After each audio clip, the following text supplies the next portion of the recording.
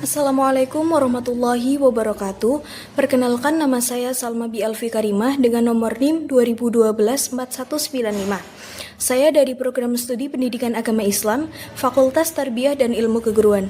Di sini saya akan menyampaikan materi untuk kelas 7 SMP guna untuk memenuhi tugas saya, aplikasi komputer dan informasi teknologi yang diampu oleh Bapak Muhammad Imron Roshid MPD dengan tema mengagungkan Allah dengan tunduk terhadap perintahnya. Sujud tilawah. Nah, perintahnya sendiri itu ada dalam hadisnya. Yang pertama, sujud syukur. Bismillahirrahmanirrahim. An Abi Bakrata an-Nabiyya sallallahu alaihi wasallam kana idza atahu amru yassarahu aw busyira bihi kharra sajidan syukran lillahi ta'ala. Yang kedua, perintah untuk melaksanakan sujud syahwi.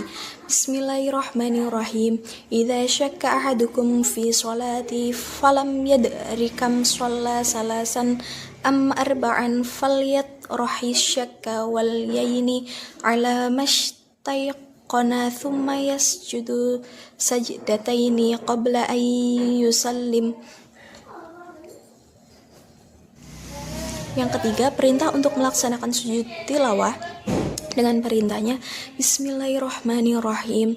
Kana yaqra'ul Qur'ana fayaqra'u suratan fiha sajdatun fayasjudu wa nasjudu ma'ahu hatta ma yajidu ba'duna mawdi'an limakani jabhatih. Nah, masuk kepada materi dengan tema mengagungkan Allah Subhanahu wa Ta'ala dengan cara tunduk terhadap perintahnya. Agama memerintahkan kita untuk melakukan sujud. Nah, di mana sujud tersebut itu sujud yang di luar dari sujud sholat kita. Nah, apa saja sih sujud yang di luar dalam sujud sholat kita? Yang pertama itu ada sujud syukur, yang kedua sujud syahwi, dan yang ketiga itu ada sujud tilawah. Selanjutnya, tata cara melaksanakan sujud. Nah, sujud yang pertama itu sujud syukur.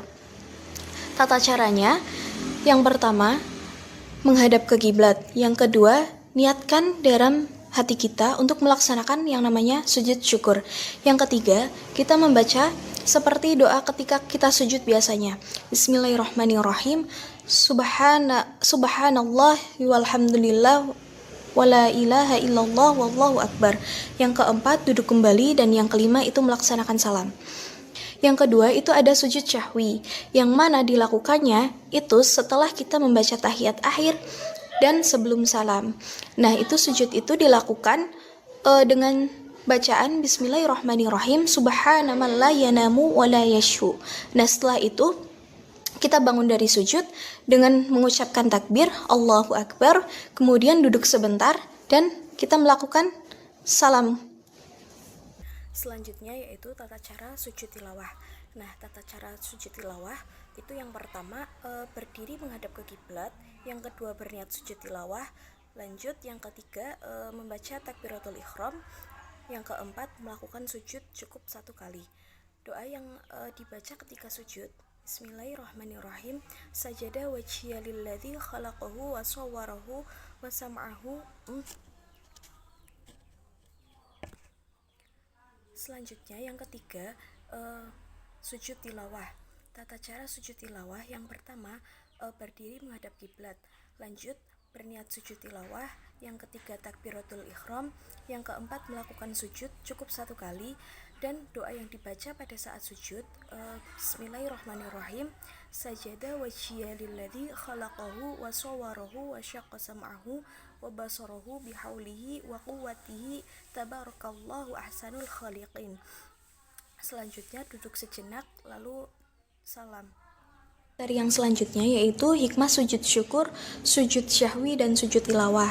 Nah, apa saja sih pelajaran yang bisa kita petik dari hikmah tersebut? Yang pertama, itu manusia tidak boleh sombong terhadap kelebihan yang telah Allah kasih terhadap diri kita. Yang kedua, itu memahami bahwa setiap orang pasti pernah berbuat salah.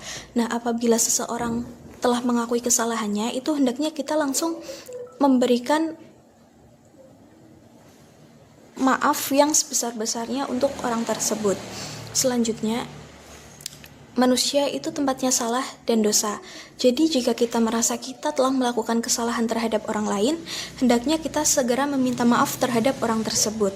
Nah, yang keempat, itu lebih menghayati dalam membaca Al-Quran. Yang kelima, mendekatkan diri kepada Allah. Dan yang keenam, mensyukuri nikmat yang telah Allah kasih terhadap kita. Dan yang ketujuh, itu memperoleh kepuasan batin berkaitan dengan anugerah yang diterima oleh Allah Subhanahu wa taala. Dan yang ke-8 itu memperoleh tambahan nikmat dari Allah.